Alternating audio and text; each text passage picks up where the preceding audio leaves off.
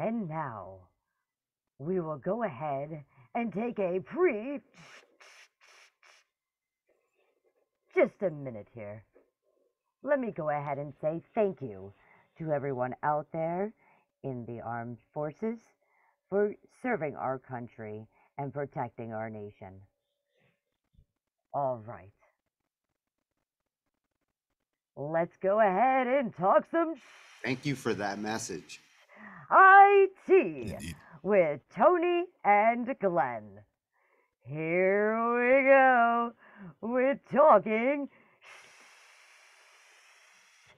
IT. I always feel like she's flattening a tire when she does that. Always sounds that way. You know? Mm-hmm. Yeah, good message to And start thank out you with. for Always. that message, Ange. Yes. That's how I feel about my brother. 27 years in the Air Force. Mm-hmm. Very nice. And we do have a lot of vets on Van Lab. Yes, indeed. I know because I've talked to a couple of them. Mm-hmm. And we have a guest with us tonight as well. Thank God I managed to slide my way back in. My computer was going nuts there. Yeah. We have a guest with us tonight. He's working on I did that getting last something Windows downloaded. update. Mm-hmm. Is that before your last restart, or was that this one? Ed, I actually restarted twice. The first time it was still trying to do an update, took a lot longer than it should have to reboot. I actually had to power it down myself to make it stop. Right. So you got that one to look forward to again coming up soon then? It's going to restart you again next time. I'm going to have to check it out after. Always fun. But Jake lost the camera and you're I'm muted. Here. When I'm she here. moves, yeah, when she moves you, she mutes you. There you are. Wow. So we still got that project coming down. Jake was noticing some anomalies. Oh man, I don't even know what just happened, You've dude. seen some of these, like the project downloader, integrated with Cakewalk. There are some anomalies with some of the tracks, and you get these MPEG errors that actually they say direct show, but they are MPEG errors. It's a compressor complaining, and it's on their side. It's not your machine that's actually the problem here. They need to look into this, because I get the same errors on that machine behind me.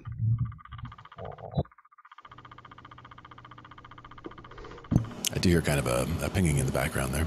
Man, wait till you see what this is like. That sounds like it's eating your computer.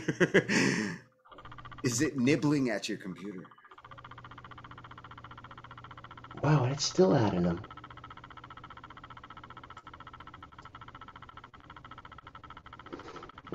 I hate to tell you this, Tony, but well, how about we bring up the screen? Can you bring up the screen, and that way we can walk through it together? This is crazy, though. Let's see here.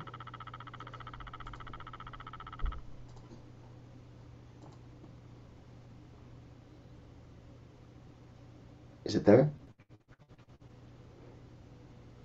Yeah, it's coming up. Yeah, I so did it tried to grab the tracks, or? Well, actually, I think it did.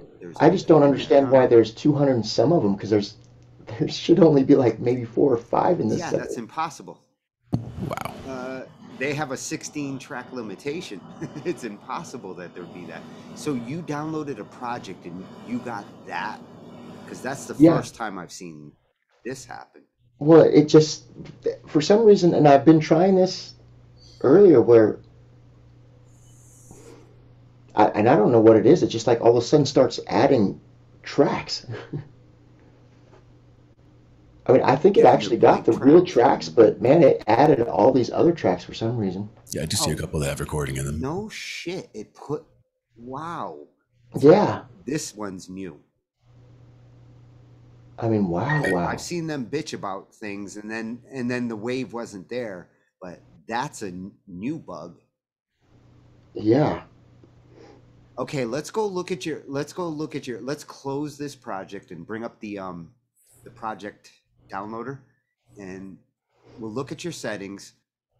And I'd like to try two things. I'd like to try without downloading the track stems and with on a small project. I was gonna Pick say another thing we something could that do has is maybe even 3 or 4 tracks. whether it's even to make a new project or whatever, just something that we could just put something into and just see what it looks like in the transfer process to make sure the file type comes in correctly and it doesn't go nuts with just a small thing, like you're saying. You might have a small project that's ready to go though. That only has a few parts on it. What the heck? It's like I've got the project in mind. It's still in Cakewalk on this end here. It's waiting for you to hit exit, I think, on Cakewalk. Yeah, that noise. That's probably asking you. It's probably asking if you want to save. And you probably don't. Okay, it's there we actually go. bitching about access. Yeah, interesting. Okay. Now, And shouldn't then I That's be able another to? thing. Because I've already I would- downloaded it. Shouldn't I? I would close Cakewalk completely. Oh, close it Yeah, completely. let's Okay. restart I would. Cakewalk. Let's let's start with a Because there's another project back there as well. fresh instance.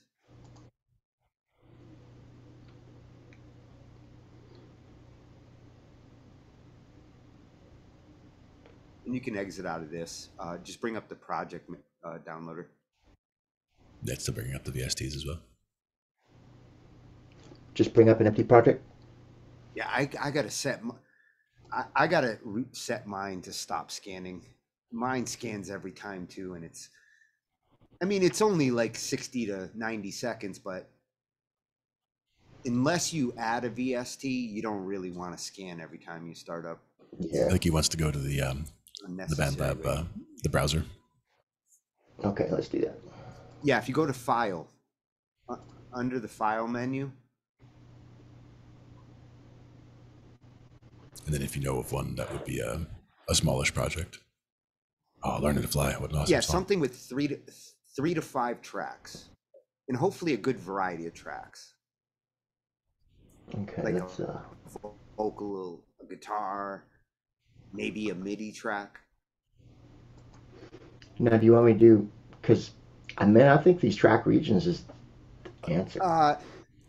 Yeah, I'd like to do this. I'd like to do this both ways, with and without the Wait, track mixdowns. So before we do the track mixdowns, let's just do the track regions. What is That's regions? I think why he ended up with so many, maybe because if it's regions and if the project is chopped into little bits, that could be each region is coming down as a separate track.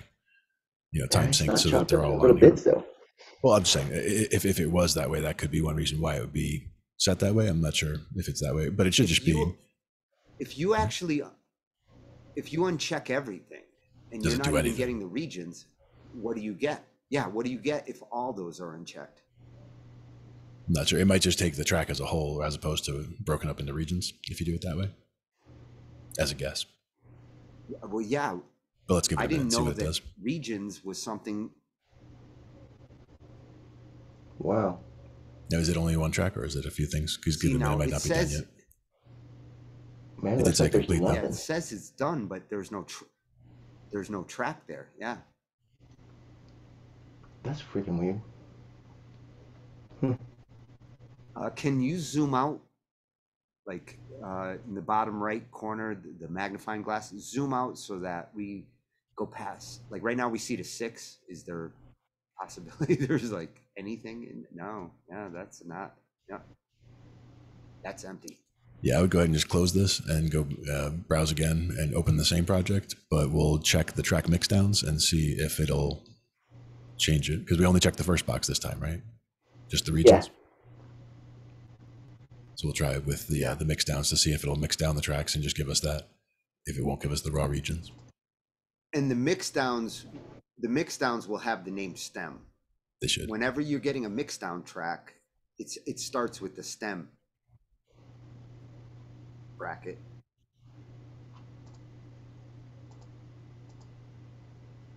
Oh, you did Metal Hub? Oh, I can't wait to hear that. I haven't worked on it yet, but I've got it in the background. Oh, that shit's right up your alley. Yeah, I know. You'll bring that song into the 21st century. Okay, now which ones you want me to check? The top two, so that we have it set for the stems yeah, or for the mix down as well as the tracks, but not the full project mix down. Gotcha. So now we should see 2 versions of every track, assuming that it manages to download them. What you were showing me earlier, it was having problems with the stem tracks. The direct show errors you were getting were related to stems that were not converting. See, and this isn't your right before machine. We started, man, I got not the one that did all the tracks fix. in there. They need to fix this. Yeah. Wow. Why am I not downloading at all? Well, the progress is still. This is what happens with my bandwidth. Damn it. It's probably those direct show messages.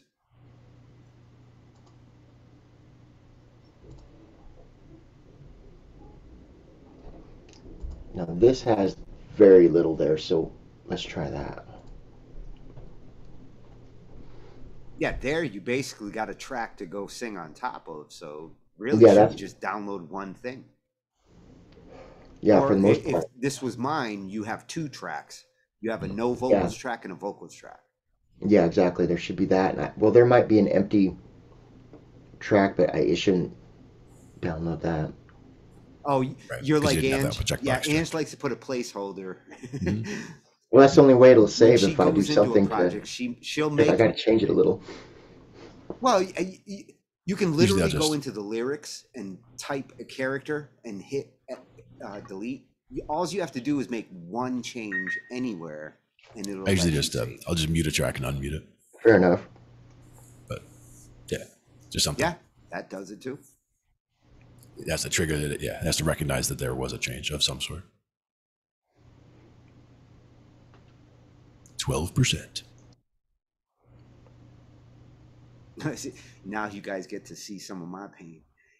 His moves faster though. Like I'd be at 12% in like 45 minutes. Yeah. That would be no good. And this is where it like when I used to do the exporting with BandLab tracks, typically I'd go through each track, export each one as a wave, and grab a dry version, turn off the effects, get that, put the effects back on, grab a wet version. This should make that simpler. But on a slow connection, it still takes the same amount of time. It goes a lot faster when I'm going to hook up to Zoom. I believe it. Yeah. You might even speed up if you turned off your video or your camera. Yeah, huh? Not by a tremendous amount, though. Actually, it helps a lot here.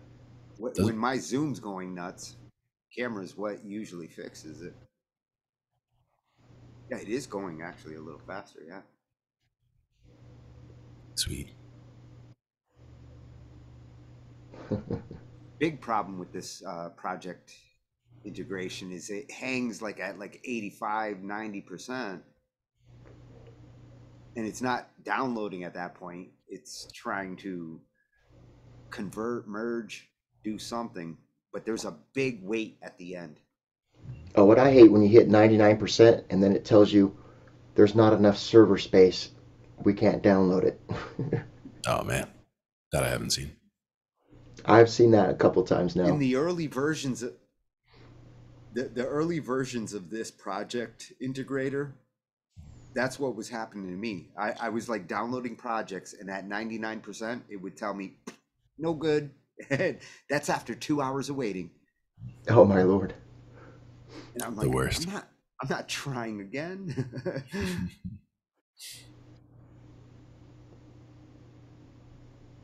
And this is really 2 tracks, so it shouldn't be. Yeah, there shouldn't be much. Yeah, let's see what we This get. is where you want to The ability test to like add the to. time it takes you to export and download. You know, if you can export and download the wave in 5 minutes, and doing it this way takes you 20 minutes. Again, I'd rather do it the old hard way than wait. Yeah, It's honestly, that's cool that almost. this integration is there. Oh, they did jump up though. You're now like hitting those 40s pretty I'm seeing fast. 40s, yeah.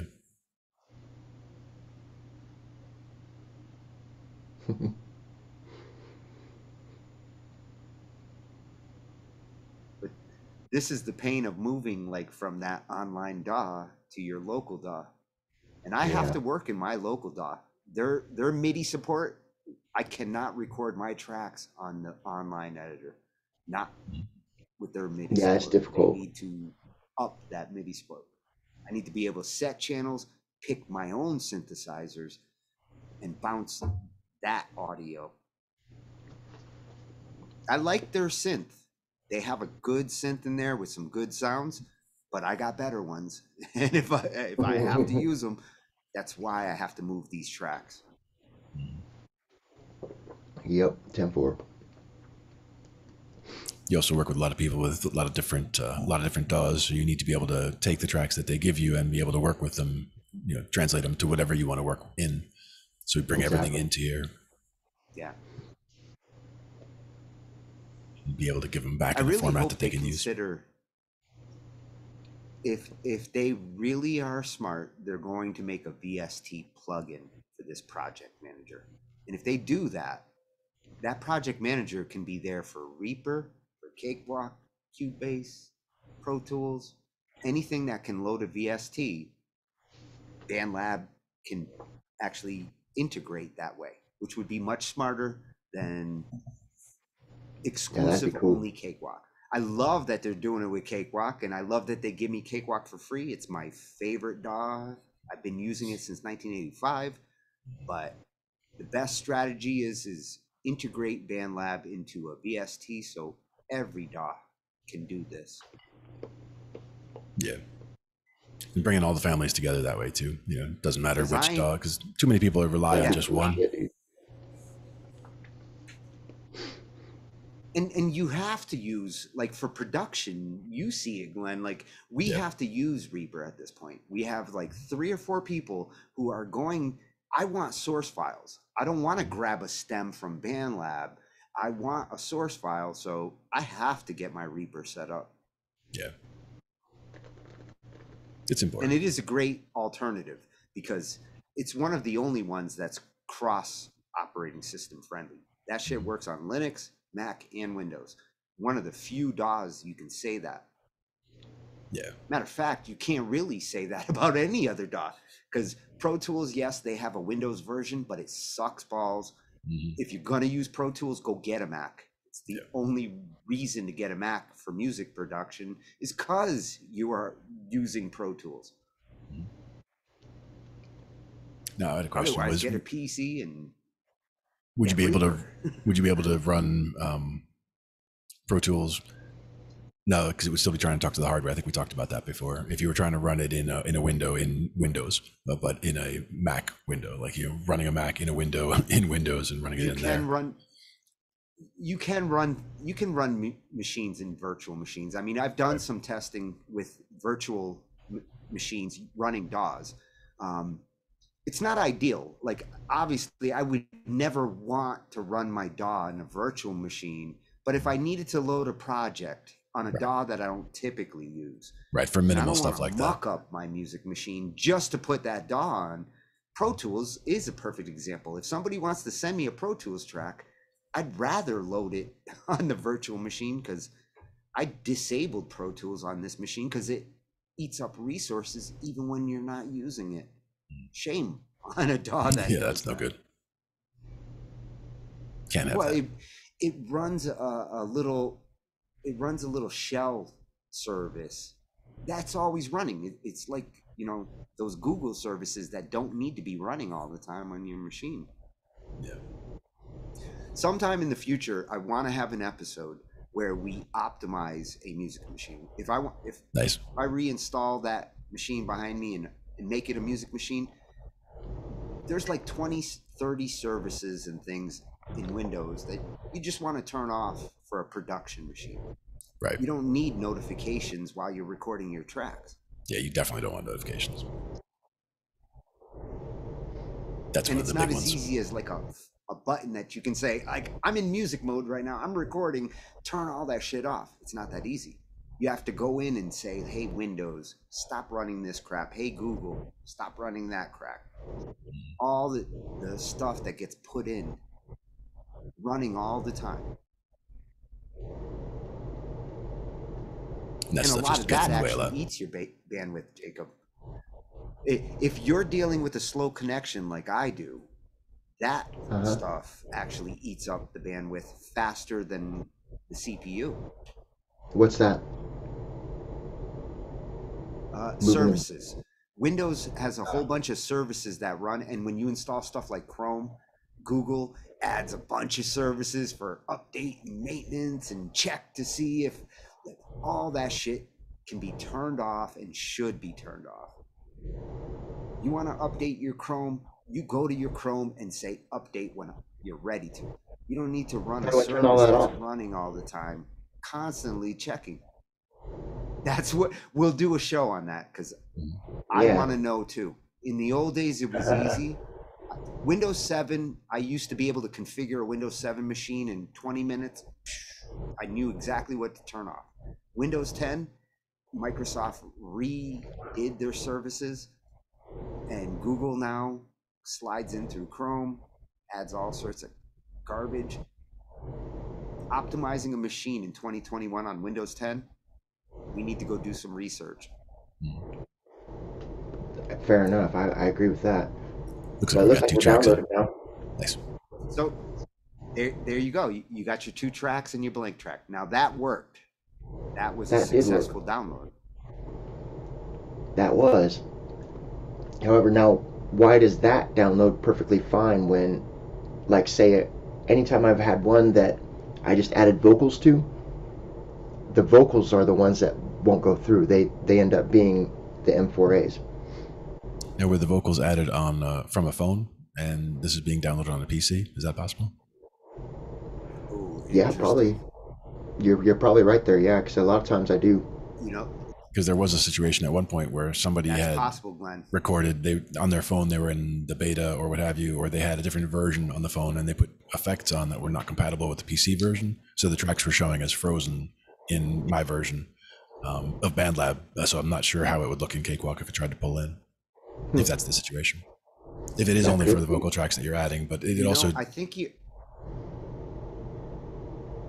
Good. I think you are hitting on something there. Tracks that have effects, anything that you're actually utilizing in BandLab, like the effects, could be the tracks that are problematic. Can you set up another project download and get one that has an affected track? That has an affected track, or does not have one? Yeah, because this one, I don't use effects on any of my tracks. So those 2 that you got there, those are clean tracks. The stem track is actually identical to the first one because we did tell it to bring down the mix down, so we did check the first 2 boxes for the download I settings. don't use effects. Not that it made a difference for this download, but it did bring down the 2 for that reason. Okay, this project here barely has. I have a vocal added to it, just a partial one. Okay. And I'm sure there's an effect on it too. So you want me to try that one? If there's only like one track. No, beautiful. Yeah. How about this? Can you turn off the track regions? Just get the mix down. Just the mix down. Turn off the first option. Sure. And well, that'll speed up your download. And I think the problem is with the mix downs and with effects. So let's see if those BandLab tracks with the effects come down properly. I guess I should have closed out first. And you don't have to download twice as much. It's all right. Yeah. Bring the project up.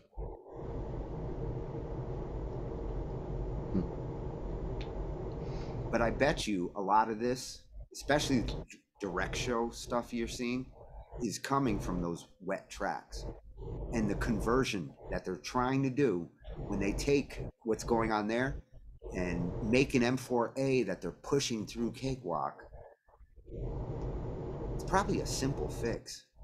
I'd love to talk to the Yeah, the thing is that Cakewalk just doesn't support M4As, is what they tell me Oh, anyway. it does. You can go you can go to file import and import an M4A or a video all day. Cakewalk does support them. This project integrator is where the conversion's not going properly, and they're trying to use direct show. Direct show is a Microsoft codec engine, and in order for it to work properly, sometimes you have to install codecs into it, video codecs, audio codecs. In the case of MPEG, direct show should have no problem because it's been there for a long, long time. But the programmers need to look at how they're utilizing direct show.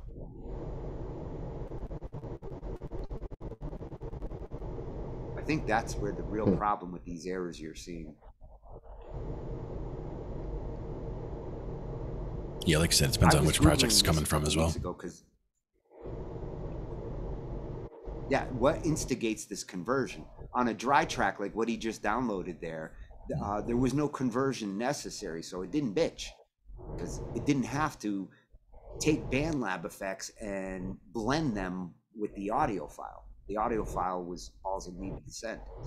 The moment it has to blend something with the audio file requires the server to do a conversion, and the direct show on your machine is not understanding what that server's sending as the format it's sending it. Have you ever installed this is not your fix. Have you ever installed the BandLab app on the computer from the Windows store? Or do you just use it from Oh, you mean the Windows 10 app? No, the app for BandLab. Like, I don't use that, but I was just wondering if that might have additional, like, installing that might bring in the component that's needed for this that's missing or what have you, or reinstall that part. Because this is Cakewalk and BandLab, so that's it. That's an interesting point.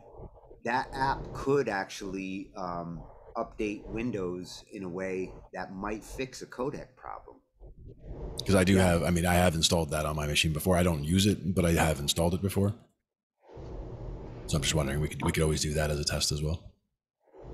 I know I use the BandLab app myself. So you don't use, or do you ever use it from Chrome? Like, do you ever go to Chrome and go to BandLab? Well, the thing is, the BandLab app that I downloaded was with Chrome, so I don't know if that makes a difference or not. Well, okay, because there's the BandLab downloader is one that you can use standalone, but then there's also the BandLab app that you could actually launch. Actually need. Mm-hmm. But either of those you could be definitely have the reinstalled. downloader, the assistant, because Cakewalk, you can't install Cakewalk without the assistant these days. Yeah, right. But the assistant, I don't think sets up any of the codecs or anything like that. The app might.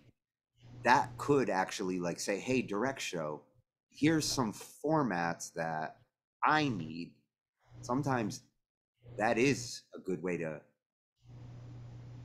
But if that's the case, then they need to recognize that, and to get this project integrator working the way they envision, you shouldn't have direct show errors. Well, I don't think everybody would. I don't think everybody got direct show errors. So I think like he's having them, but it could be that it was from something that had been installed or from a file that got corrupted or what have you. So it could be that just going through and doing the install of the app might refresh or overwrite those. This is not something new. Before Cakewalk was even with BandLab, Sonar, these direct show types of errors go back over a decade. When I was searching for a fix on this, I was looking at forums that were talking about this shit back in 2008, 2009, when MPEG was just starting to get incorporated with audio like this. Right. It's come a long way. And M4As are the standard for stems. Like, you know, whether you're dealing with Cakewalk or any other DAW, M4As are likely what your stems are going to be in. Ew. Or Wave. I mean, I was gonna say I usually work with a lot of Yeah, waves. Wave's way gives better. you a choice. Yeah, I'd rather have I'd Wave. rather work with Waves, but Wave can be 150 megs, and the M4A Bit can big. be half that size. Yeah, Even that's that- why even you that Zoom have. I recorder. prefer the Wave. The little Zoom recorder That's I why usually I- have set for waves. Good quality, but big files. It's the nice thing about having storage And the standard. facilities. They're so big these days. It's a standard of a file that, yeah, I actually have 8 terabytes to spare at the moment. Wow, you got a First lot more time than in me. years. I thought I was good.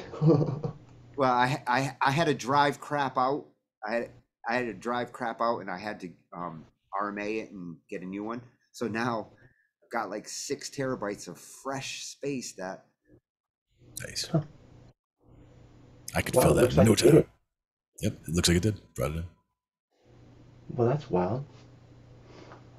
Now this was with the second checkbox checks, but not the first one. Is that right? Yep. Okay. Now you're saying other tracks were giving you trouble as well? But you are still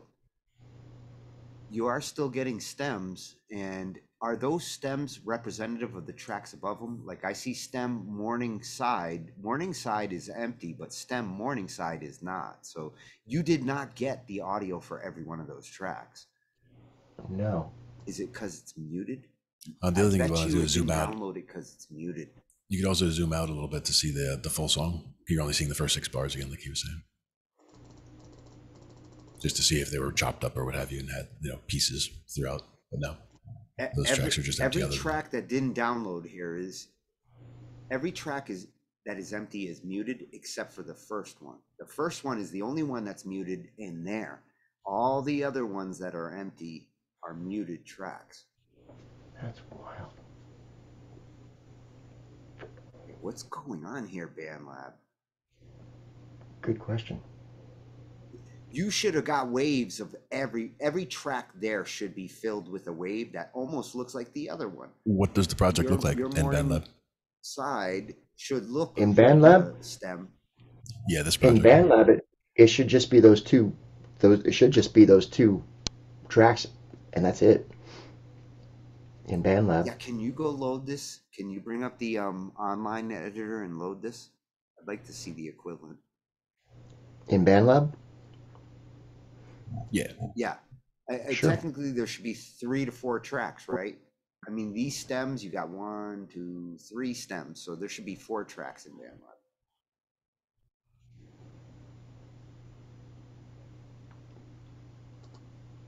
The good thing is you're not crazy. Like everything you were telling me about the other night, like, yes, this is a mystery. Mm-hmm. Yeah. See, there's And just the 2 tracks. It's not So the blue track and the pink track. So not your setup. So what we were looking at there in That's Cakewalk, it? we had 3 tracks. Hold the phone. Yeah. So it was trying to give us the wet track and the dry tracks, but it only gave us one or the other.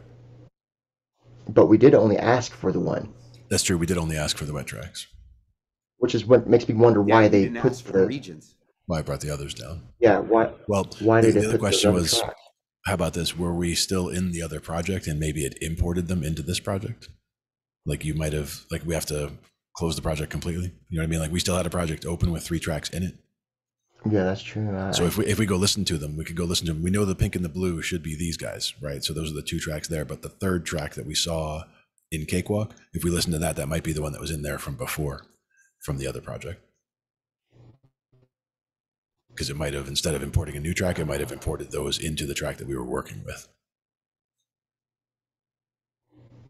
And if there's anybody in the chat right now that has seen this weird shit with this project downloader and tracks not matching up or not being there, let us know. Especially if you found any weird fix for it. because look at this. In proportion to the track that you have on BandLab, there should be 4 tracks here. One that's a dry version, one that's a wet version of those. Well, I do see those. I see the pink one. I mean, it's just they're empty. You see there's 2 pinks and 2 blues. And the ones that we have are just the stereo version. So we have the one track that's stereo pink, and then an empty one, and then a stereo blue, and then an empty one. But what's the top 2 is the question. What's going on with Is that just the mix down? And see, the top 2 are because of the actually all these right here, these top 3 are from that first project we opened. Yeah, exactly. That's what I was saying. So those 3 were and the first project. One of these are from the second one. Right. So Tony has a valid point on why they're empty, but the first couple shouldn't even be here in this project. That was just because we were in a project already when we went to open those. Yeah, these 3 were there already because of that. Right. We already had. And then there's a stem of track 2. What is track 2 there at the bottom? Like, is that your vocal track? Yeah, this is my vocal track. So this, I don't know what this one right here is, but it corresponds to this one. Yeah, in the names, it'll probably tell you that the one is the stem and the other is not. Yeah. As far as the names are probably similar in that way. The one above, the one that doesn't have the stem should be a dry version. That track 2, you should see a wave file, and that wave should be a dry version. But we didn't. The same track. We didn't ask regions, no so maybe that's why. Right. We told it not to take the track regions, so it probably gave us the tracks and not the track regions. So if we were to do it again and check the top 2, it would probably fill those in, would be my guess. Maybe. Not with stereo tracks, but with the mono version. Their download settings. Yeah. Their download settings aren't doing what they're supposed to do. Clearly, they're not. Well, I thought they were because of the fact that we told it not to bring the regions. That you're not supposed to be. No, those top 3 again, those shouldn't be in there. You are setting it to just get the stems. And that's all we got. It was just that they put settings are worse an empty track there for. When they first started doing this integration, the download settings were a little bit wonky. And as I figured out they were there and tested them, there was a little bit of anomalies, but it was actually working properly for the first 2 months. It's gotten weird in the last month and a half, and this is the kind of shit, direct show errors, tracks that shouldn't be there, like from what you just downloaded. The download settings almost seem to not be working anymore. Now, one thing is I haven't seen any of the direct show errors since when the first thing we tried. I'm not sure what we did differently since then. Was it just the checking of all 4 boxes, or you were only checking the top 2 still when you got those errors before? Was it just a different project, I think? The direct show errors when I first got in, or when you guys were first connecting? Which project was that? It wasn't the project that only has these 2 tracks, right? You were loading earlier.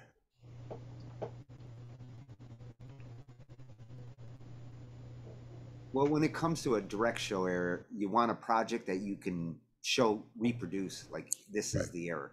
Because if you're going to submit this as a bug to them, you have to be able to reproduce it. So if you have a project and every time I try to grab this project, I get the same error, it's reproducible. Yeah, because then we would want to try to change the settings opening that project and see if this setting is fine and this setting gives you an error, for example. Yeah. Because I'd try to help narrow down what the actual issue was for the direct show errors. Yep. I would also make sure to close any projects that we're working on before opening another, though. A beta tester tries it in every setting variation. Yep. When it comes to your download settings, the first 2 are very important. Whether you're getting a region mixdown or a track mixdown, those first 2 are very important. The rest is just whether you want that mixdown or anything else. Any experimenting you're doing should be experimenting with those first 2 options like you just did and seeing what tracks you're getting. Because I think what we just did was based on what we did see is settings of just the mixdown. That first one, by not having the first checkbox, should only have 2 tracks right now. No, because we didn't check the first box, so we told it not to bring down the track regions. So it did bring down the extra track. It brought down a dry track, but not the region of what was recorded in that track. Yeah. So I think that was our fault. That was us just checking the second box. I think not. I think because of the fact that we told it to bring those down. I think if we didn't check the second box and we did check the first box, we would only have 2 tracks. and they would be the dry tracks. But the fact that we told it to bring down the wet tracks. Let me ask you this.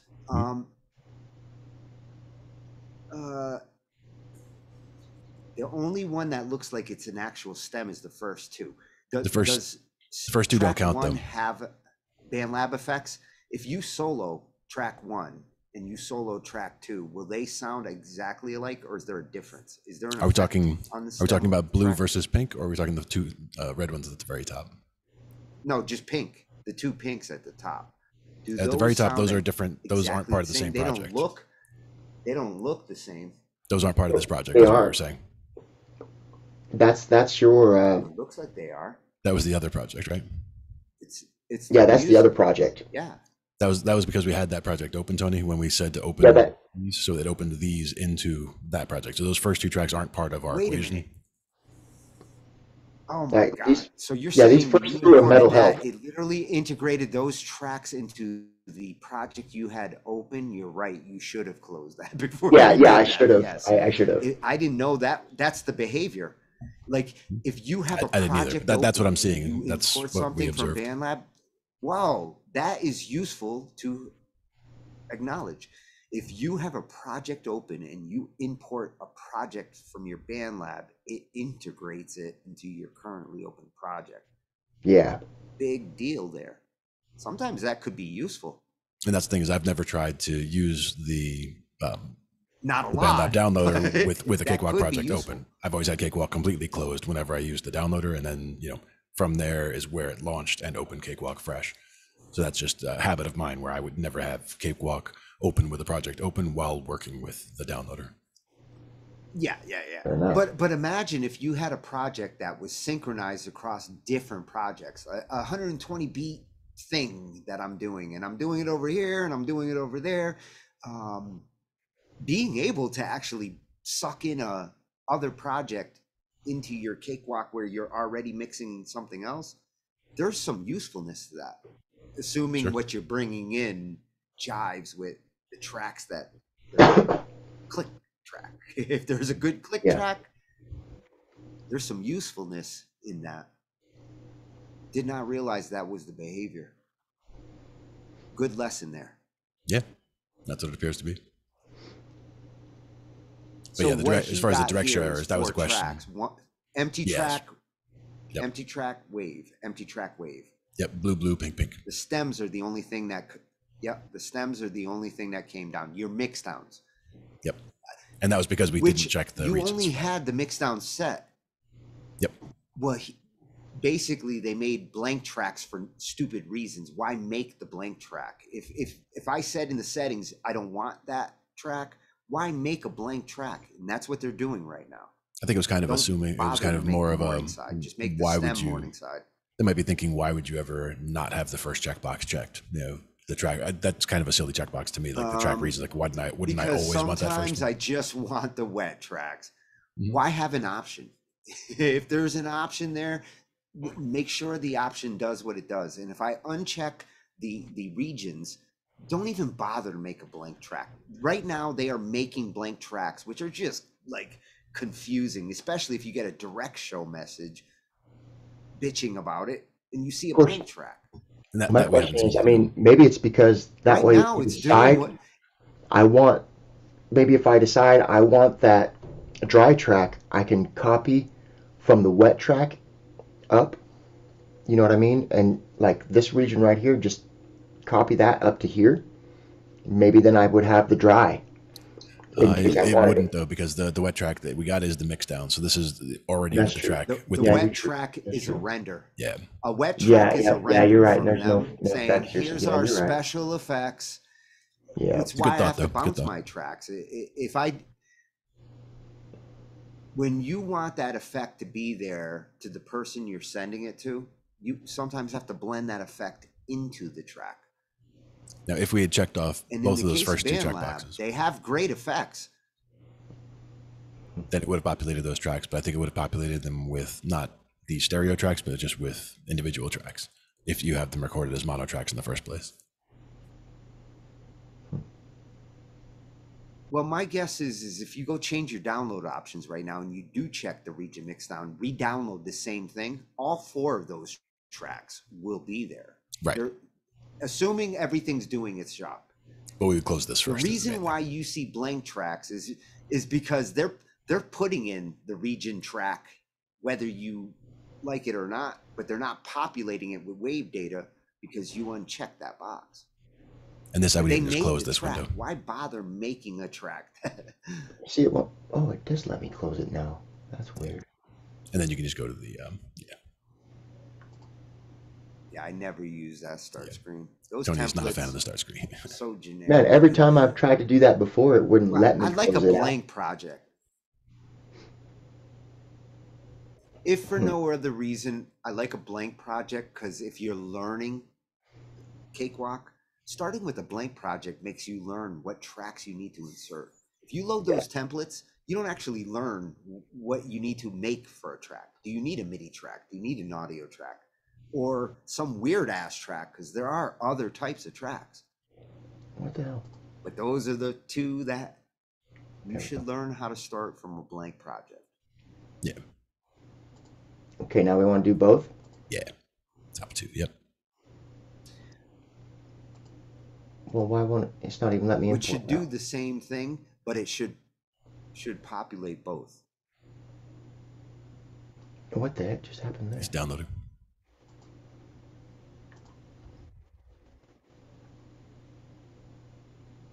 So you're using bumps every time. Definitely track 2 had an effect there. Yeah. Usually when I do my vocals, I'll split it. Well, I don't know. I can't say that. I've changed my vocal recording style. Well, listen to the tracks you get. The non-stem version should sound like the dry version on the editor. Crap. See, I've seen this shit too. Yeah. Some of this I think might be timeout. Yeah. When you do have a mobile connection, it's not stable. Like most of the time, my connection will not stay stable for more than a minute or two. Some shit times out really fast. See, I don't understand And why I it's suspect with dropping this in. project integrator right now, that happens too. Yeah. Why is it taking you into BandLab? Or was it already Yeah. in the background? Was that Yeah, behind it maybe? Yeah, maybe. Because we should be able to just close that, right? Because they're unrelated. Yeah. Oh, there it's working a lot better. Could have been that was just eating resources in the back. Yeah, that was the whole problem right there, probably. See, that's what it looks like when you're on a cable modem.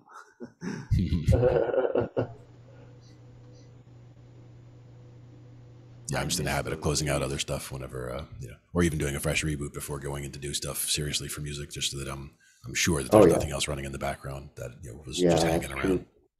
Very true.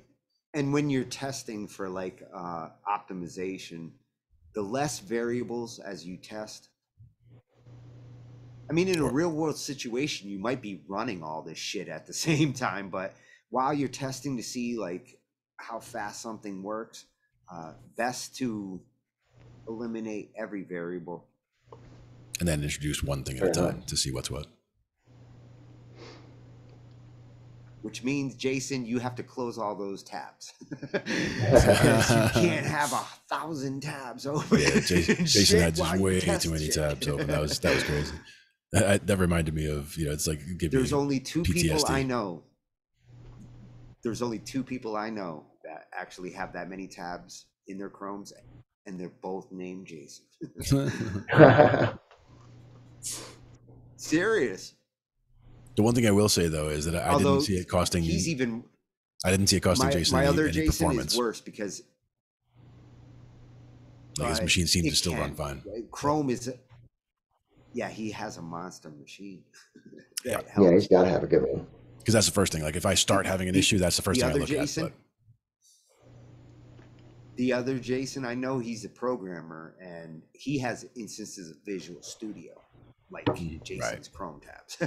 And Visual Studio, every engine is a beast in resource. So, yeah. See, But I it have a does have a feeling right sick now we're going to be told i7 that the servers. with 64 gigs. Give it a minute though. The main thing is also that a lot of people, they try to multitask and do other things while things are loading. But whenever I'm trying to tell this to load something, like I'm just going to let it do its thing until it's done. Yeah. This is where a lot of the final processing is going on. Like the numbers stop mattering when you see it hang at 85 for a long time or 99. It's when all the real conversion is going on. Like, oh, I got all that shit. Now let me convert it to something friendly. And when you're asking for the mix down tracks, it's probably doing And mix downs. it's converting it all to MPEG. MPEG conversion is why you buy better video cards and better audio cards. They build better conversion into it in real time.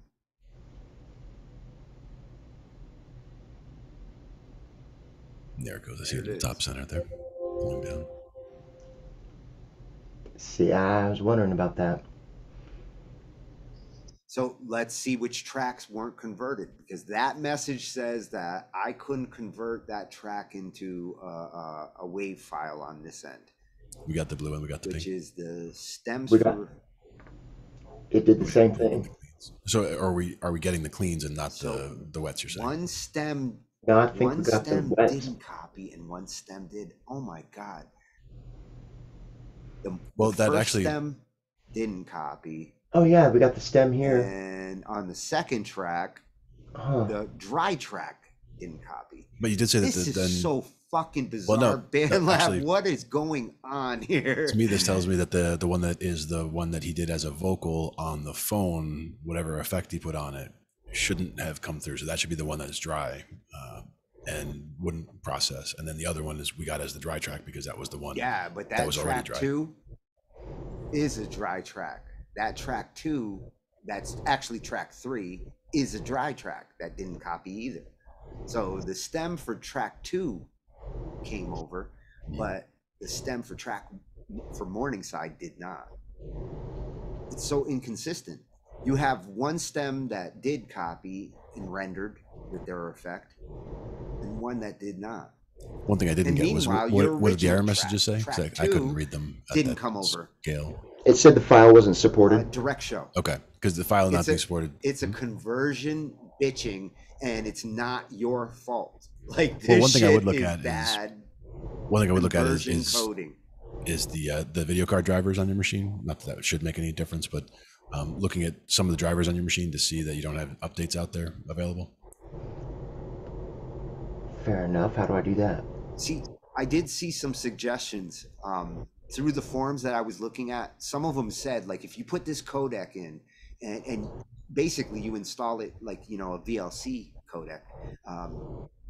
Some of them said that you can fix some of this by installing like certain MPEG codecs. You shouldn't have to do that. Right. For The question is, this, are you what currently you're trying to unable to do- do anything that you're trying to do? They Or is need it- to fix this. Or do the errors just come up as an annoyance? You know what I mean? Like you're able to get into your project, you're able to get to the tracks that you need to He's get to. Does this stop you from doing something? Absolutely, this will stop you. When half your tracks It will don't stop come me because- down and the other ones do, and Well, this the thing needs is, to I get mean- fixed. Otherwise, I mean, the you'll thing I export- could do is just you'll turn off export the your effects. tracks. No matter what, just turn off my effects because honestly, I don't want the effect anyway. That would be a good experiment. A good test would be to basically look at what happens if they're all just dry tracks and you bring them in, if any of them give you problems. Yeah. If effects were the reason, track 2 would be there if effects were the reason. Track 2 is a dry version of track 2. Stem is the rendered BandLab with effects. So That's what track doesn't 2 make sense is at all, empty. yeah. It's not about effects. It's not about effects.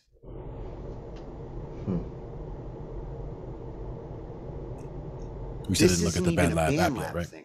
People were complaining about this in 2008, long before BandLab even had Cakewalk. What BandLab's trying to do with the project downloader is seeing the problem with this. But this is a problem people have been complaining about since 2008.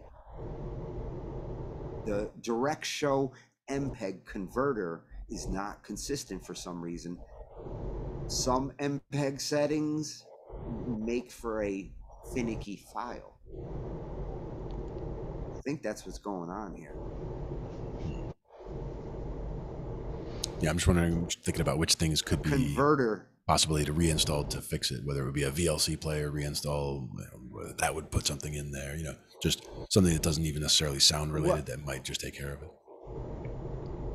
The converter on your system, your machine has a converter that is taking this media that's coming over the internet, and after it gets it, it converts it into that M4A file. That converter on your end is not understanding what it's being given sometimes. Well, here's a question. What would happen? I guess it would be like, what would your theory be on if I was looking at this project? Would I get the same direct show errors he's getting? Or are you saying it's machine specific to his machine? Okay, Glenn, that's why you are a beautiful mind. Can you fucking share your screen? Shit, can you grab this project?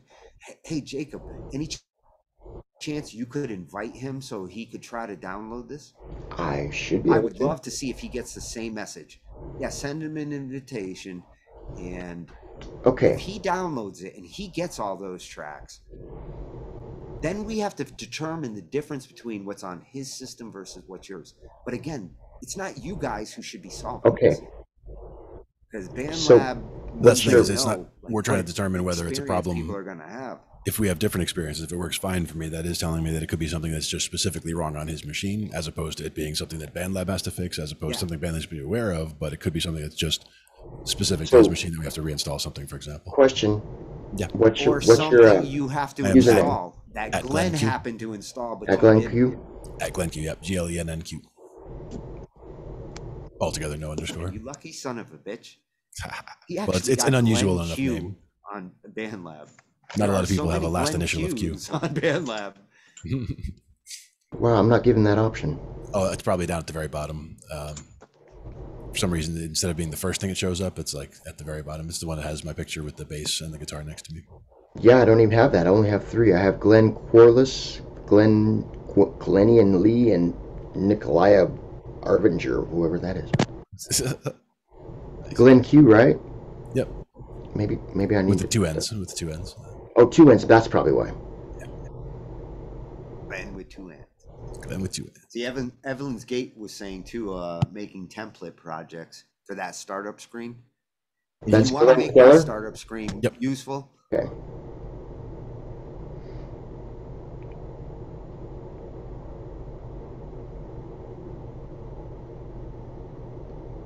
Let's see. Invitation set. Cool. Modern technology in real time. Morningside.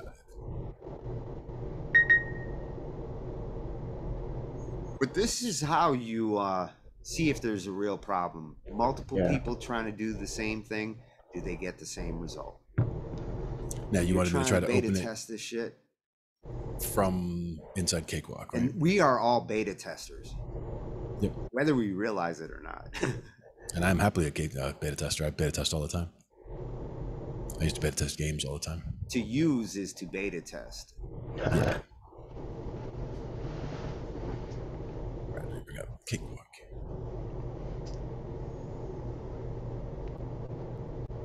Okay, so if you stop sharing and Glenn starts sharing, we'll see what happens with his download. Yeah, I got an update to do real quick. I haven't launched Cakewalk in a bit. It's on the wrong screen too. Hopefully it's not that Windows update. No. This new Windows update is a service pack that came out last week, and it ate up 15 gigs. As soon as my bandwidth came back, this fucking update took half of it in one night.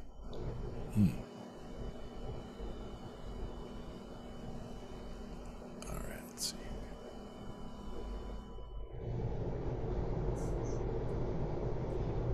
I have to look all the way around the screen to get to the other one. This project.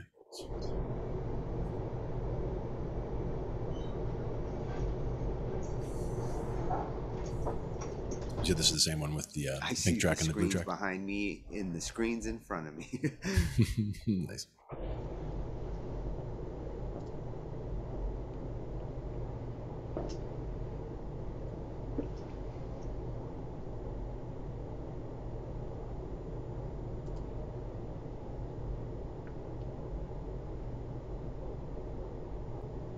Yeah, last time I launched that, I didn't have the 2 screens set up yet. So I was unsure what to do. Oh, and with Cakewalk too. Oh, and what mode are you in Cakewalk? Oh, good question. ASO, Wasabi. Let's take Yeah, it can puke and bitch in the wrong mode. Yeah, I did me when I first tried.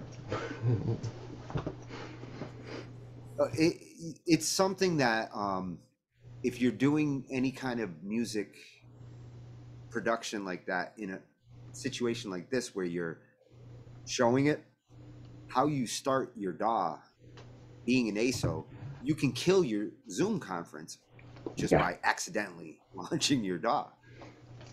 It'll take the mic in ASO. That's exactly what it did to me earlier.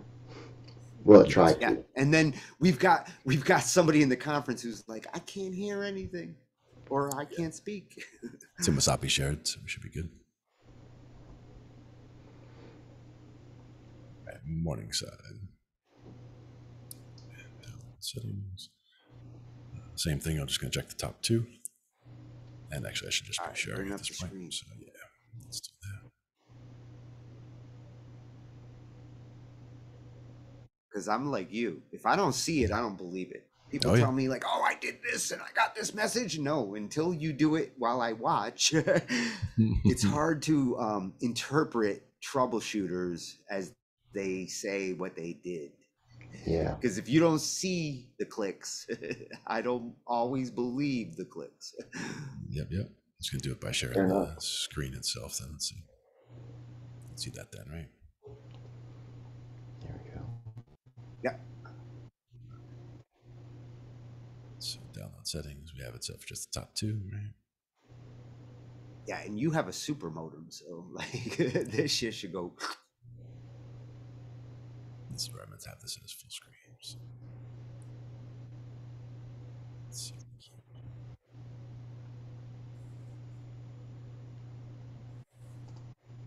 No status yet. There we go. You got the zoom kind of up in the And your waves. cakewalk is generally happy. That's a happy cakewalk. Oh, yeah.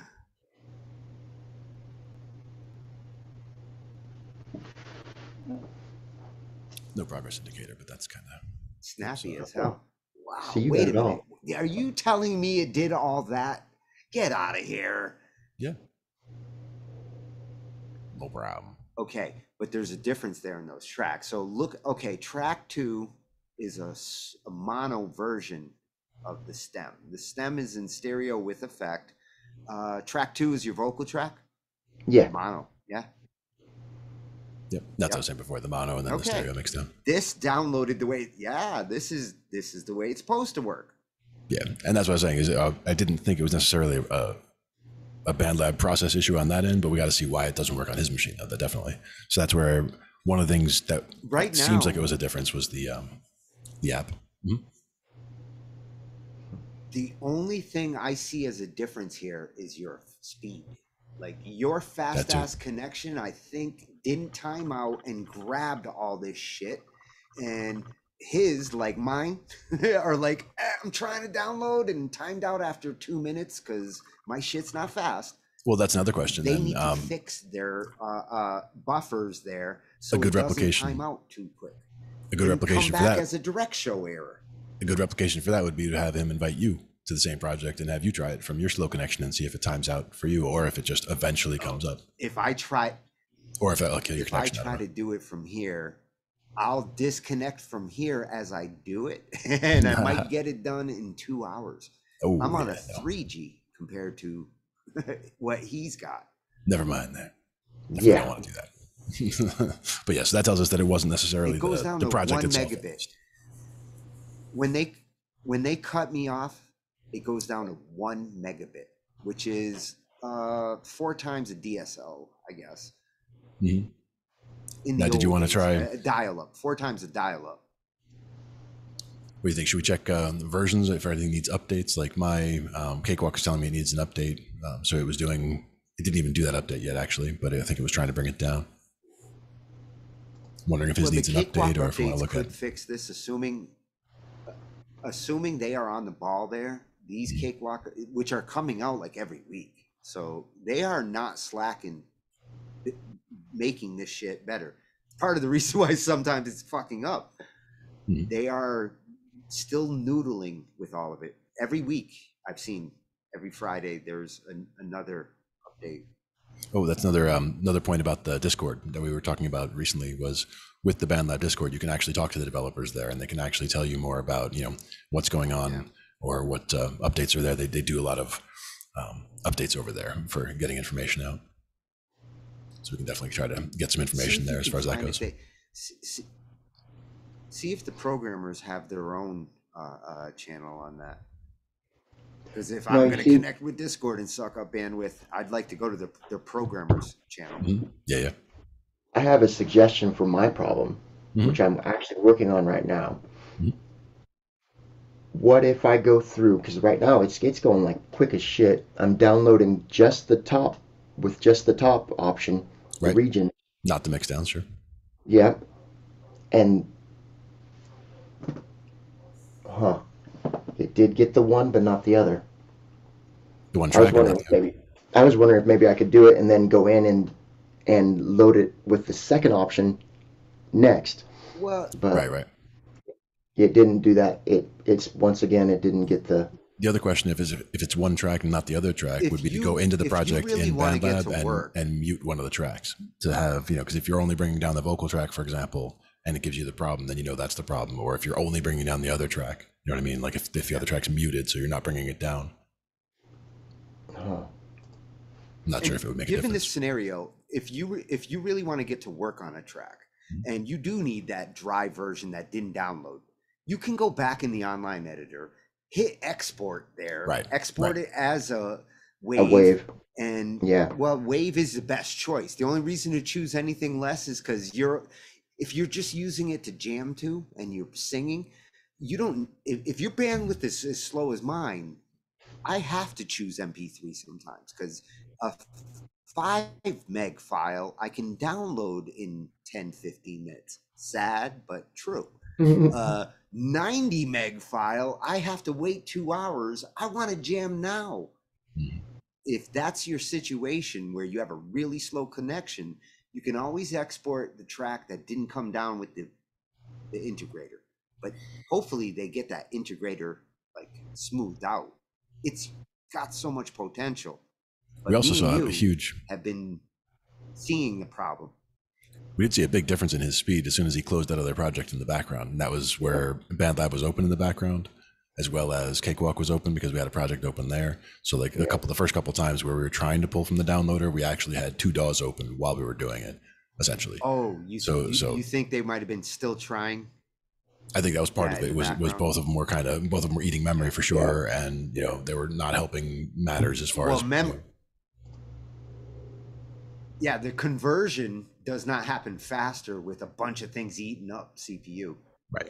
MPEG conversion takes CPU. Mm-hmm. Yeah, and so that's actually it would be a better test to have everything closed. We take that for granted. Yeah.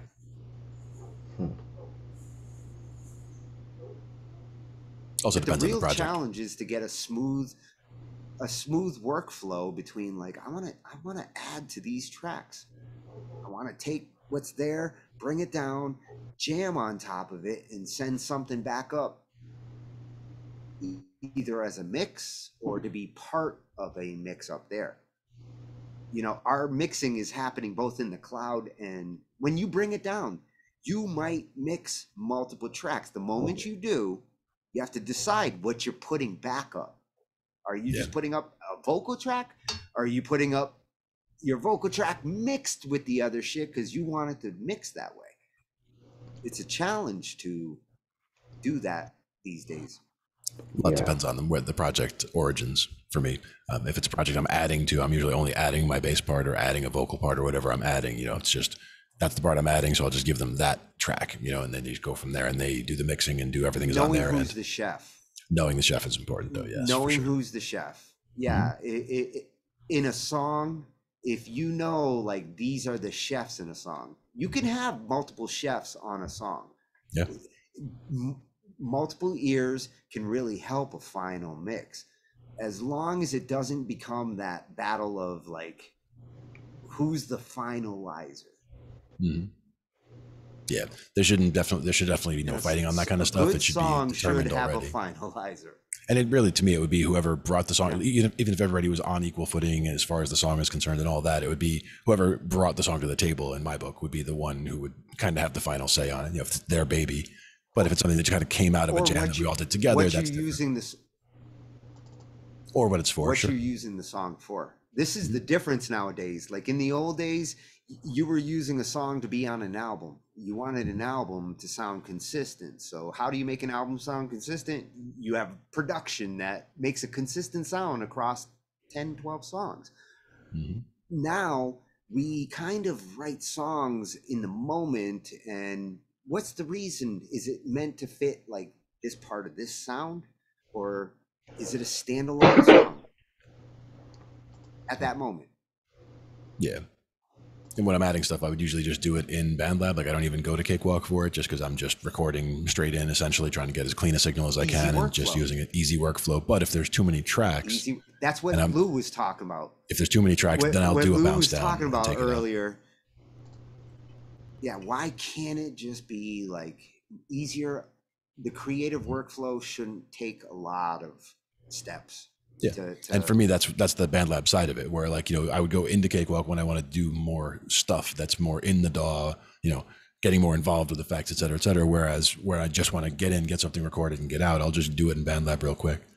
So that's part of my workflow in terms of that goes. I'll use the two for different purposes, really. But I have been spending more of my time in BandLab lately because I have been doing more just adding parts to people's stuff. And that's different than the writing part. Like, right now, I'm trying to find a good writing workflow. I've yet to find one. I've spent 35 years trying to find a good, comfortable writing workflow. I have little hints of success, but I tried to do metronome last night. Like, really tried to make the track the right way with a metronome. Could not record my part.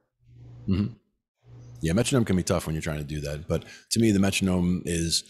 I've kind of gotten to the point where I can kind of get it into my head and get it, kind of push it back and just kind of stay on it. Again, that's the bass player stuff again. I mean, I've had to have the timing for so many years with the bass player stuff that it just, I get into that groove of the song and that's where I kind of stay.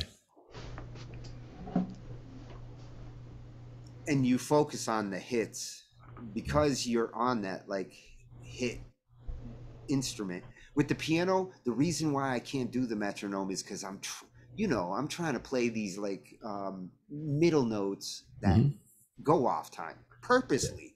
Right. And I go so off time sometimes that I can't get that back into a perfect 120 again, because I think that's where a lot of people, they try to stick to the more basic stuff at first and then just add those other bits in as you can. Right. Well, sure.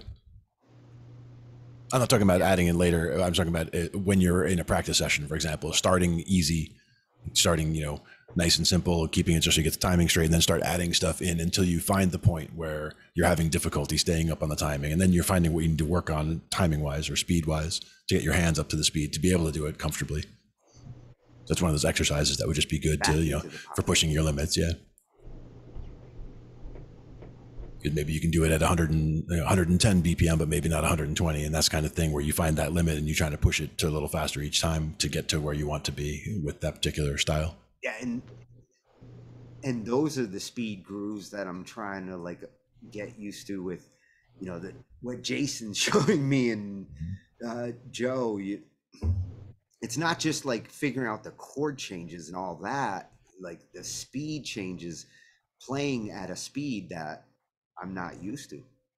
Or in scales or keys that you're not used to as well.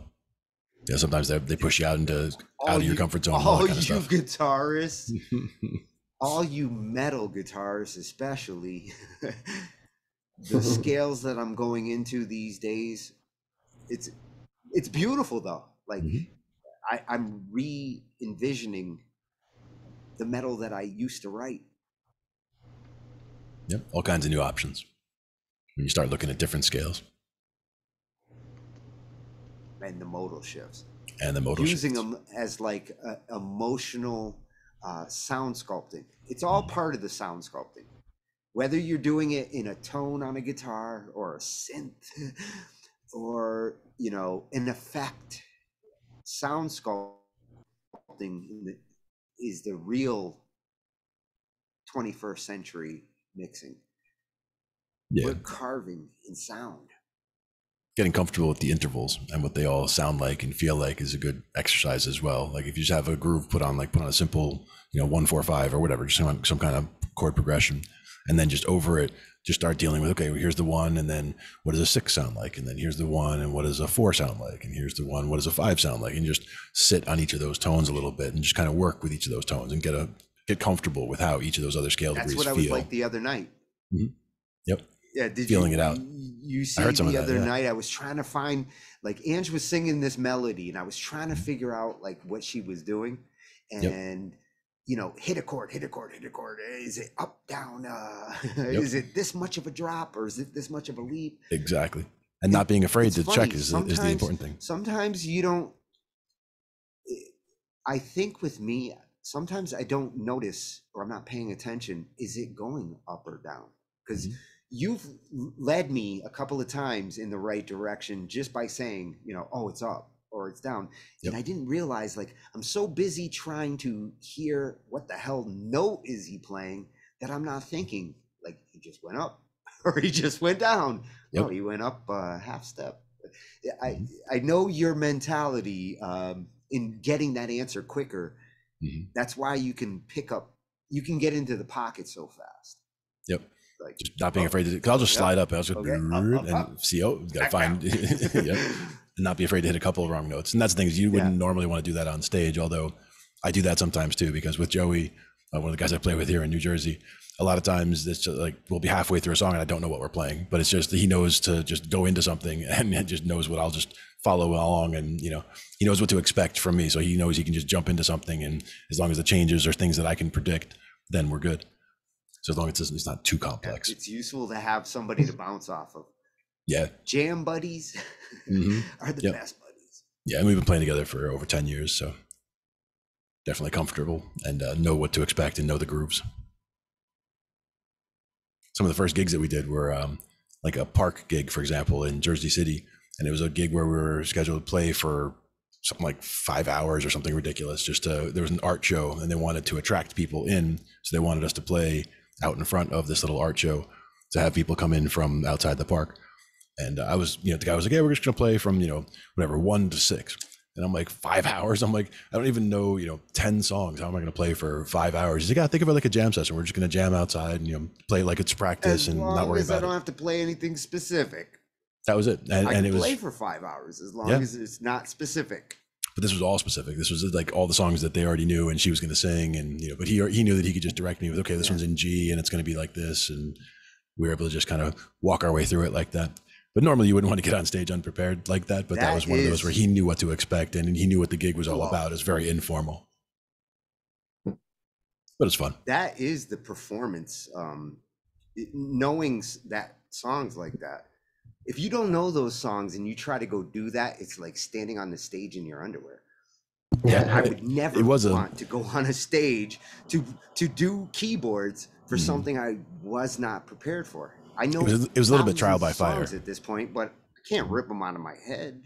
Yeah, a little bit trial by fire, and a little bit, knowing what to expect. A little bit being having gotten good at, kind of getting back on your feet. Like, if you do make a mistake, don't fall off completely. Get right back on. Get the timing back in, get yourself right back to where you were, because the quicker you get back on the groove, the sooner the mistake is forgiven, essentially.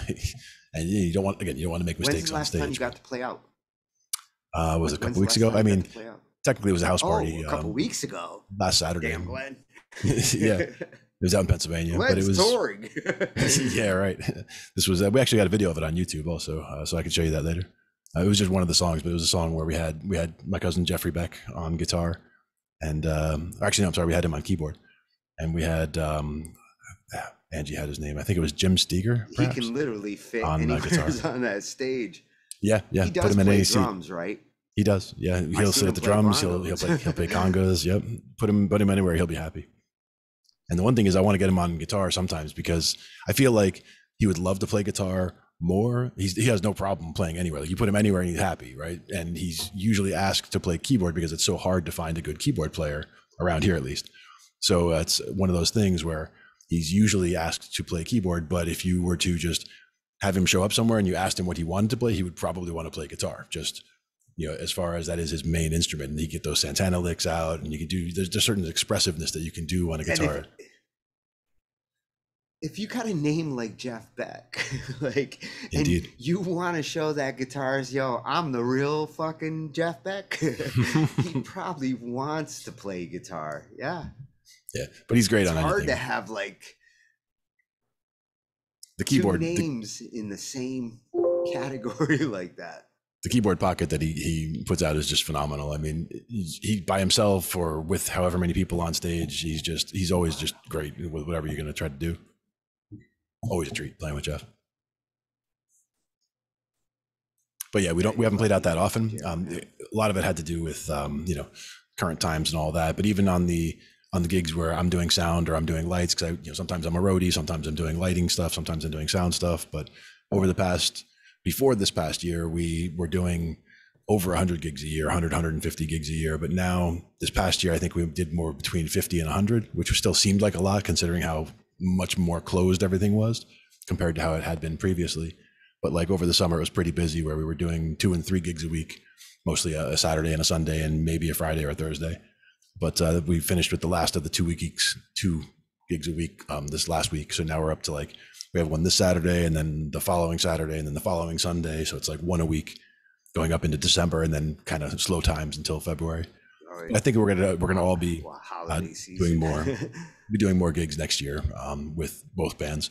Again, I didn't do a lot of playing out with the bands much this last year. Like this one that we did last Saturday was the first gig I'd had in months playing out. I'd done a lot of gigs as either a light guy or a sound guy, but I hadn't done any playing out in some time, which was why it was fun. Get back out and play a little bit. We'd done another party over the summer at some point. I think that was out in Pennsylvania as well. It's awesome that there are gigs going on. Yeah, they want to start doing open mics again too. Activity in the entertainment. Yeah, of course, people need to get back to normal. They want to sing and play and dance. Yep, we need that.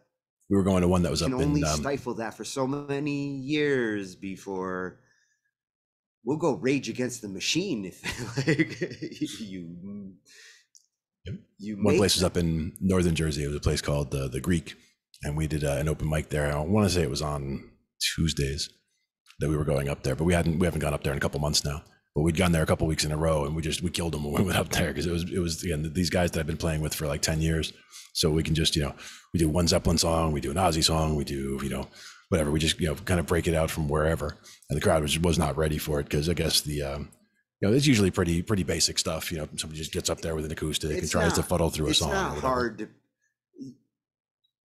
With all the songs that I've done in the last couple of years, it's not hard to put together like a good 20, 30 year playlist for a party crowd, whether it's a wedding or whether it's like, a keg party. The right songs, as long as you have those in your arsenal, you can go serve a 3 to 5 hour party. Yeah. And easily. Ozzy would definitely be in there. Oh, hell yeah. There's some good ones. And that's the thing is that with all the bands that I work with, usually as a sound guy or a light guy or whatever, I'll usually get a set list. So I have a stack of set lists from all the different bands that I work with. And that's one of the things that I'll just, I'll work through them. And as I'm practicing, just, go grab the 80s band set list and be like, oh yeah, that song. And like, oh yeah, that song. Oh yeah, that song. Cause I'm remembering the ones from shows that I really enjoy and really like the bass lines for and want to go back and work on myself for later.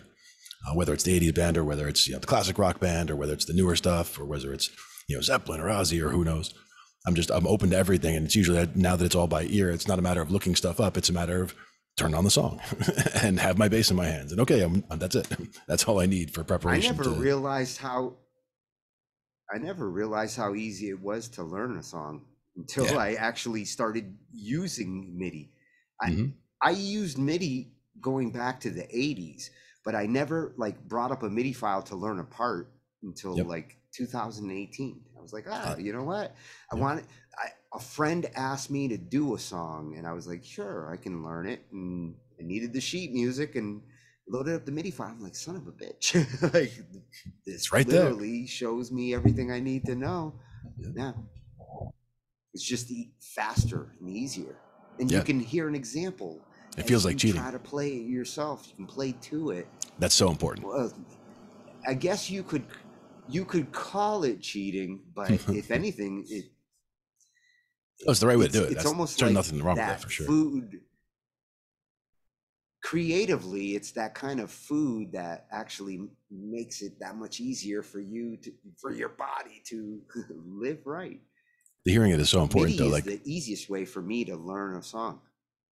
When I had piano lessons as a kid, I would get a new song to work on, and so I would have the sheet music, and I'd bring it home, and I'd be struggling just to work my way. I didn't read music very quickly, so I'm trying to struggle my way through it. Well, because reading sheet music, that's like trying to read regular books these days. Sheet music is a slow process. But then my dad would come home, and he would see me struggling with the piece or whatever, and he could just sit down, never having seen the piece before in his life, and just play it. Just by reading the sheet music, but play it at full speed, just perfectly, just boom. And I was like, well, oh, so that's what the song sounds like. And now I was okay, because that's where I needed to hear it in context, right? Like, so I knew this chord and that chord, but once I heard him actually play it, I heard the actual flow of the song, and now it made sense. The little part of the sheet music he needed there was to know what key he was in. Like, son, know what key you're in, find your pocket, and this is what you go. As long as you know what key you're in, that's what I'm always asking when somebody's trying to make noise and I got a keyboard in front of me. What key you in? If you tell me, it'll make it so much easier to integrate. Now, a lot of times it's not a simple answer. Like before, for example, when we were dealing with, we were working with Lou, and one of the songs he was doing was he was playing in G minor and then C major, just as an example, just two chords out of the blue. But normally, if you were playing in G minor, then it would be C minor, or if you were playing in G major, it would be C major, right? So it's depending on if you're, so it wouldn't be either one. So like if you're asking what key it's in, it's not one of those. It's going to be a different mode because of the fact that the one and the four, one's a major, one's a minor. One of those. Yeah. But knowing those two, there's a couple of different keys where that would work. Note. Yeah, the relative minor or the major is enough for me. Or I'm at least at a good starting point. I'll still hit mystery keys trying to figure out what's going on. With the guitarists and some of these guys, they do such abnormal riff changes. So they're trying to find these chords that aren't usual and use them in a, pleasant way. Well, if I'm trying to figure out what key we're in, the biggest thing I'm looking for is where the two major keys or the two minor keys next to each other are. So for example, in a 1-4-5, if you're playing in C, you get the C, F, and the G. The F and the G are two major keys that are right next to each other, right? There's only one place in that progression where that happens, so you know that that's the 4 and the 5. So if someone's playing and they're playing an A major and a B major, then you know that they're in the key technically of E major is the relative major, because of the fact that that would be the 4 and the 5, because they're the majors and they're next to each other. If you know something's got two minor keys that are next to each other, they're playing in D minor and E minor, that would be the 2 and the 3. Is the place where the minors are right next to each other. So the 1 would then be C in that case. So it's one of those things where you can kind of find your way to the home key if you can find certain signposts. And to me, those are the signposts that I'm looking for, is where those two major keys are next to each other or where those two minor keys. And that's where you can just play the chords next to each other and it'll either sound right or it'll sound wrong. And that'll help you find your way to where you find your way in. You know what I noticed earlier too?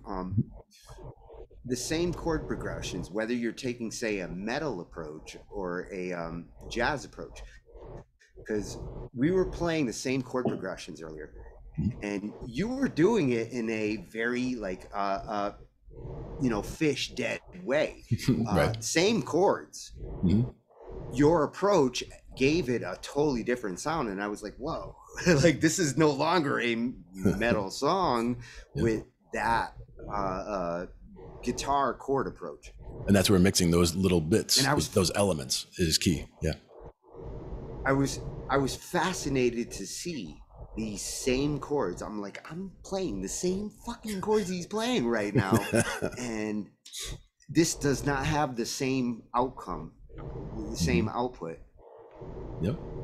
And I love that too. I mean, that's where even just changing the chunka chunka, like you do that a little bit faster, and then it does become more of a metal song. Or you put a little bit of swing into it, and it becomes more jazzy or R&B or whatever. You can change it to totally different styles of music just by changing an element like that. And that's where sometimes even where I do just add a bass part somewhere, the song was leaning country or leaning however it was, and then I add a bass part, not intentionally trying to change the character or nature of the song, but I just add a bass part that feels right.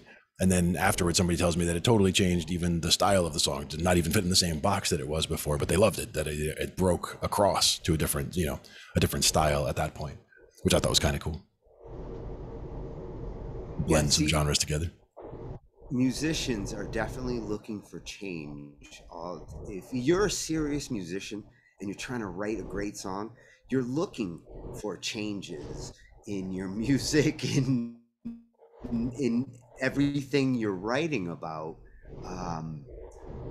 Those like chord techniques or sound techniques, where you find your change. Sometimes I change a patch and I use a different sound. Yeah. And other times it's I change to a chord that I didn't even think worked with this other chord. Or sometimes you can even be hitting a wrong key. Words that the happy accident where you hit a wrong key and it sounds so cool. Actually seeing the benefit these days. Yeah, just by bouncing around, I'm finding where my inner melody is leading. Not being afraid to explore is a big part of it, because that was what was slowing me down for a long time, was just the inner critic. Like, I didn't know what to hit, so I wouldn't hit anything, because I don't know the right note, so I don't hit anything. But it was like, well, just hit something. Did that sound right? No? Okay, well, that's the wrong note, so hit a different one. Did that sound right? Oh, yeah, okay. So there you go. I think we're going to have to... Yeah, now we're good. Just one of those things. Pumpkin time. I think we're approaching pumpkin time, actually. Thought I saw a message from Ange there, but I think she's still good at the moment. 5 minutes in. 5 minutes into pumpkin time. We snuck in extra time. Yeah, how you doing, Ange? Hi, guys. All right, take care, Jake.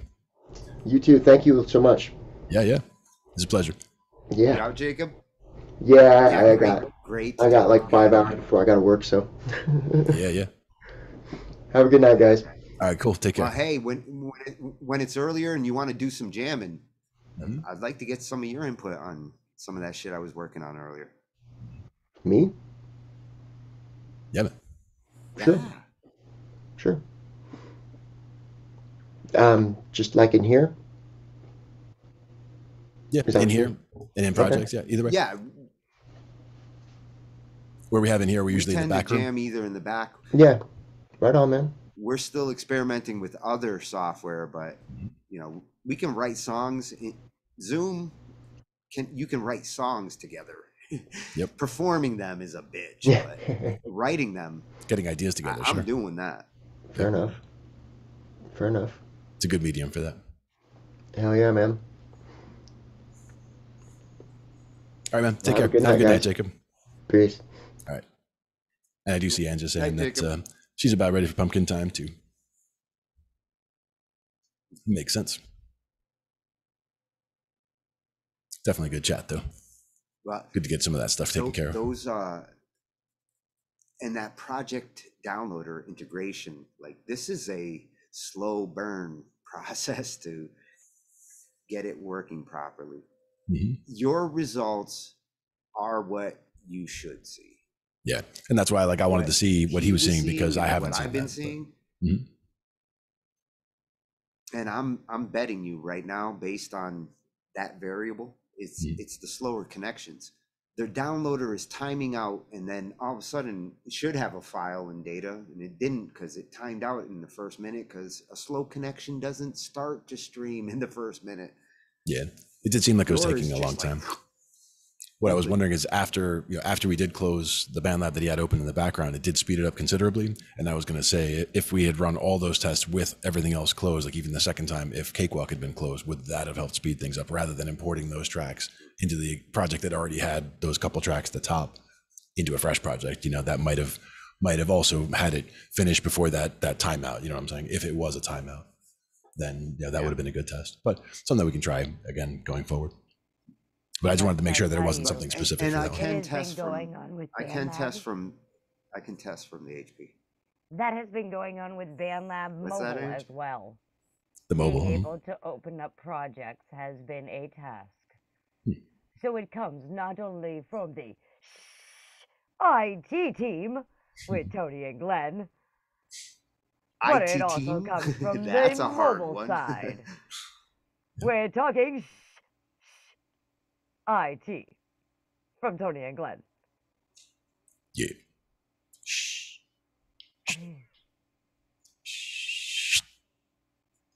I would like to talk to the programmers. Mhm. If they do have like a programmers Discord. Yeah, no, they definitely do. They have, they're responsive on the Discord. And actually, what we were noticing was, I'll have to look again to see which one it was, but one in particular was answering. Seemed like the lead person, I would say, for the Discord, because they were on top of all of like anytime there was input or somebody was asking a question specifically to the team, they were the one that was on the ball, getting right back to it. Yeah. But yeah, they had stuff for And the if whether it's they the ever beta want to stuff. do a live test, Yeah. if they ever want to do like a live test and like, let's see, 4 people are going to download the same project. Is it going to work the same way? One's got a Mac, one's got a PC. The other 2, let's see what they got. Yep. Mobile.